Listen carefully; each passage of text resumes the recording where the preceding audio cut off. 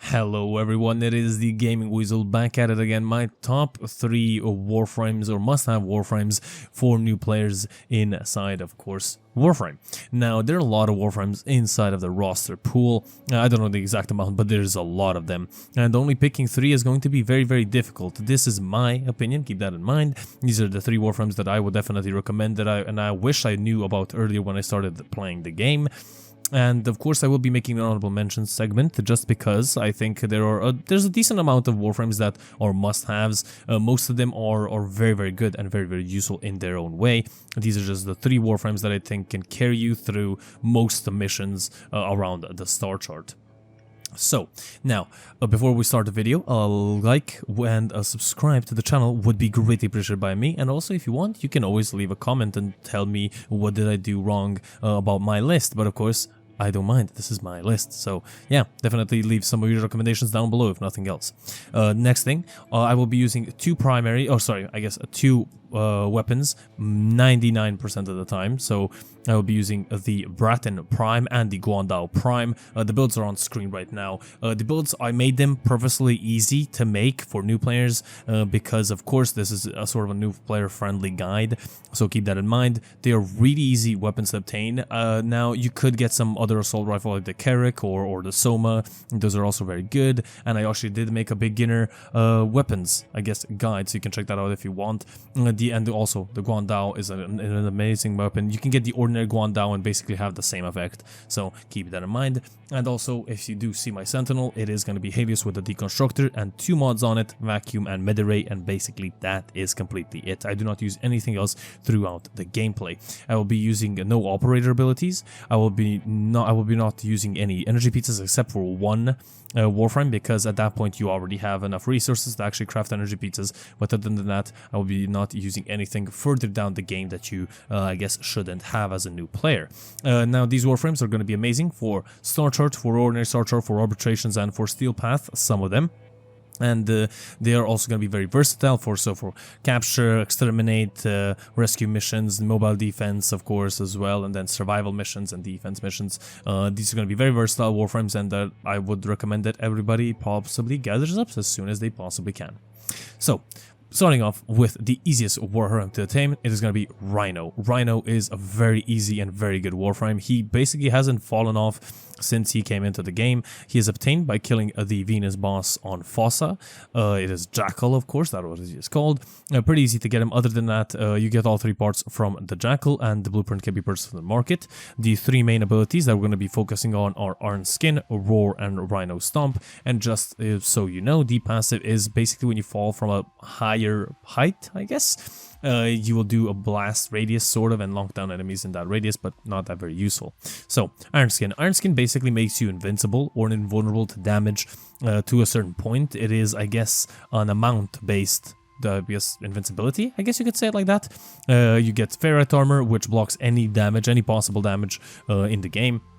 And you can withstand it. It just depends on how much, depending on your power strength and your armor value in your mods segment. Then a Roar, a very, very good ability. This buffs all the damage output that you do. And Rhino Stomp is going to be used for crowd controlling, basically floating enemies up in the air and then slashing them, shooting them so they don't shoot back, of course. Now, of course, the build looks like this, just to show you. The build is pretty plain and simple again, nothing really special.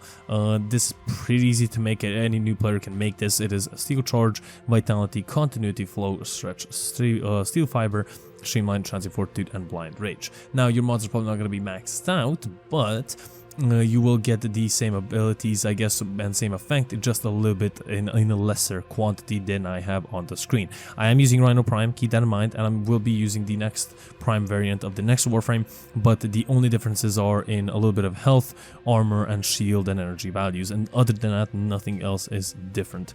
Rhino, a very cool Warframe, can carry you definitely through the whole of the star chart.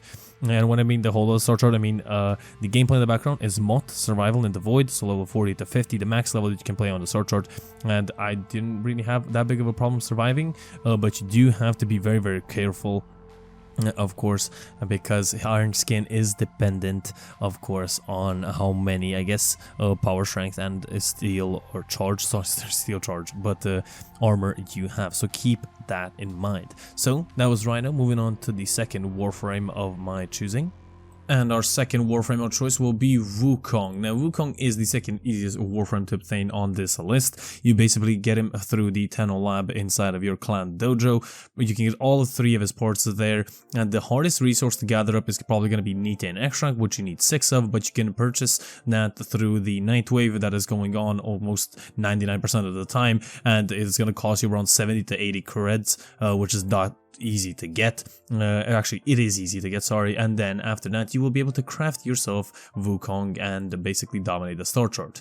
Now, Wukong is a very, very versatile Warframe. He can be used mainly for survival and fast missions as well. So capture missions, rescue missions, and survival missions are very, very good and easy for him, especially through the ordinary star chart.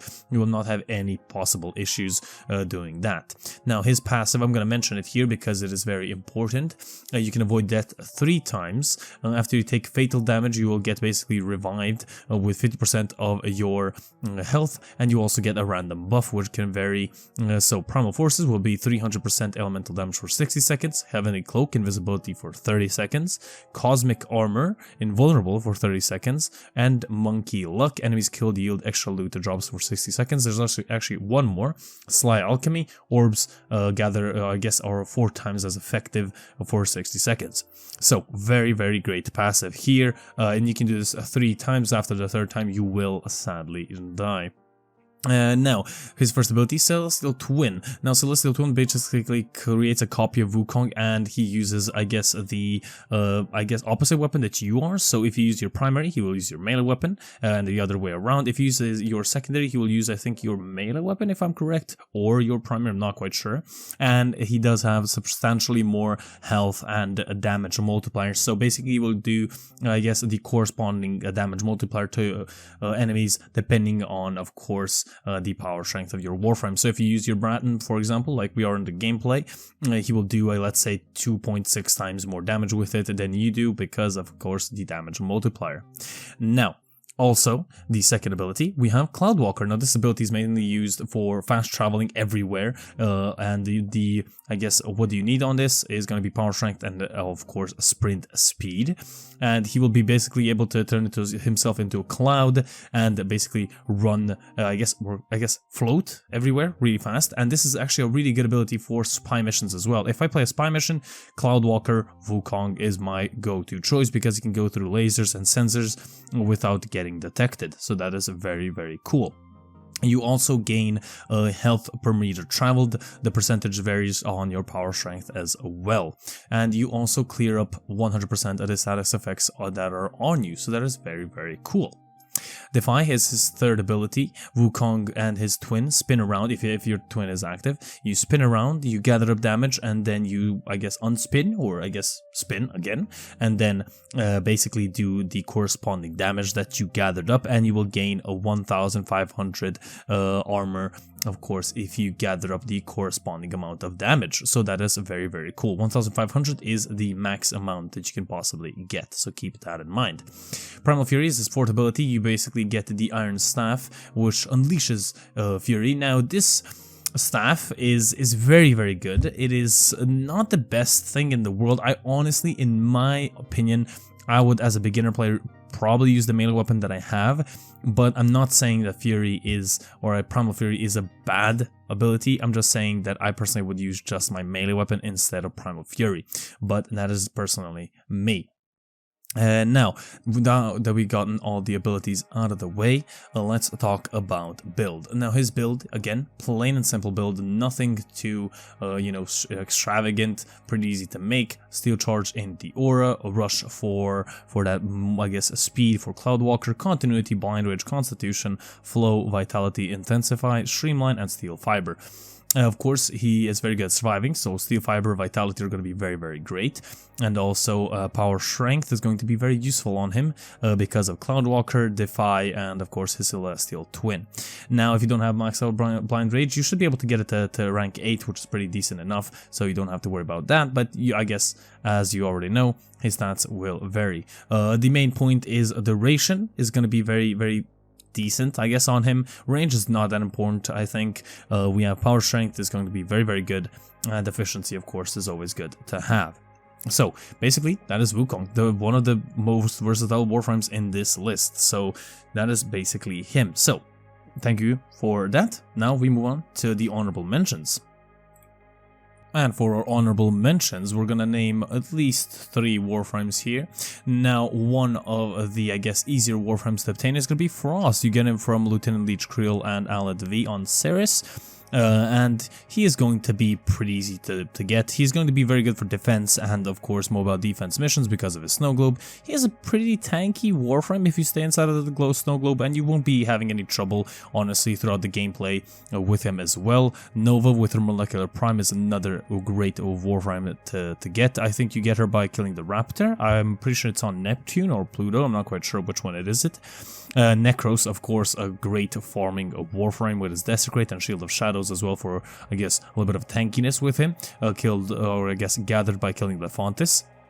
And Nezha is also a great Warframe to get, but honestly, Necros, Nova, and Frost are the 3, I guess, beginner Warframes that I would recommend you get, and Wisp maybe later down the line. But as I said, there are a lot of great Warframes. I can honestly recommend even Zephyr, I could recommend Trinity, I could recommend Titania, Korra as well, and many, many more Warframes. It's just that I think that Nova is very good in a squad, also Necros can be very useful for your team, and Frost is very good in a team or even solo. But yeah, those are my recommendations. Of course, if you recommend some other Warframes and maybe that I didn't see or missed out on, leave it in the comment section below. But yeah, that was my honorary mentions. So moving on to the final and third Warframe. And our last and third Warframe will be, of course, Revenant. Now, Revenant is, I guess, the hardest one to obtain in this list, of course, in quotation marks. You get his blueprint by completing the Mask of the Revenant quest, and his parts are obtained by doing Plains of Eidolon bounties. They're level 30 to 51, so they shouldn't be that difficult if you already have, for example, even Wukong or let's say another Warframe, and there will be people probably helping you out as well, so this shouldn't be that hard to get. Now, his passive is honestly that bad, I don't want to even mention it. Basically, when the shields get to 0, you emit a 100 damage radial blast that knocks down enemies, which is in 7.5 meters radius, which is you don't really need it. Now, first ability, Etheral, or Ethrals, or Thralls, whatever you want to call it, turns enemy into Thralls, and of course, any enemy that dies whilst being a Thrall will create a damaging pillar of energy, and they will, of course, fight for you and damage enemies inside a radius, turning other enemies into Thralls. And this is a very cool combination that you can do with his third ability, and I will tell you what that is in a second. Now, you can have a maximum of 7 Thralls active, so keep that in mind. And also, moving on to the second ability, Mesmer Skin, your main tanky ability. Basically, what happens here is you turn your, I guess, sentient energy into armor, and you have a number of charges that can be used, and every time you get damaged, that damage will be reflected, and the status as well.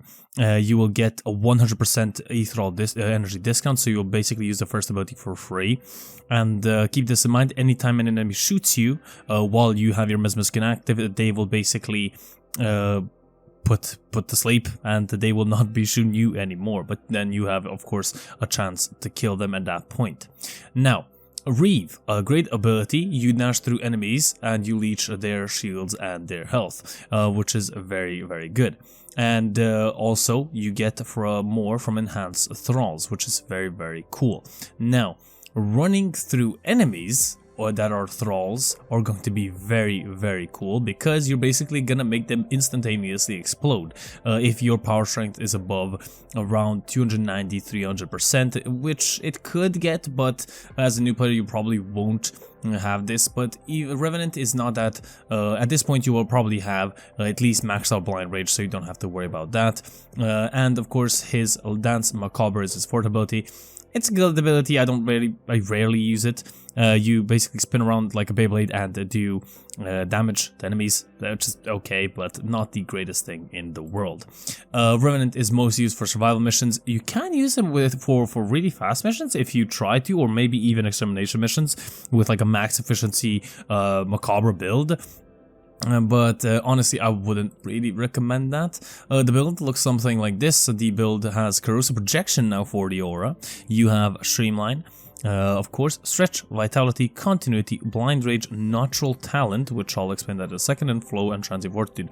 Natural talent will basically allow you to cast your abilities faster because your ability casting is not the best in the world, so that's why you would love to have natural talent on there. I think the mod costs around 5 to 7 platinum to get on the Warframe market, so not that hard. But basically, that is it. That's my top 3 Warframes that I would definitely recommend you get. I guess not Rhino, but Revenant is the one that I would definitely recommend for people that wanna, I guess, play even Steel Path later down the line, because he can be pretty goddamn useful inside of Steel Path and can have a really great combos further down the line when you get the acquired mods and also the acquired setup and weapons and everything. He can be an amazing Warframe. So that was my top 3 lists. If you agree, then leave a like. If you disagree, dislike, and comment why you dislike the video. I hope you guys did enjoy. Leave a like, a comment, and a subscribe if you did, and I'll see you guys on the next one. This has been the Gaming Weasel, over and out.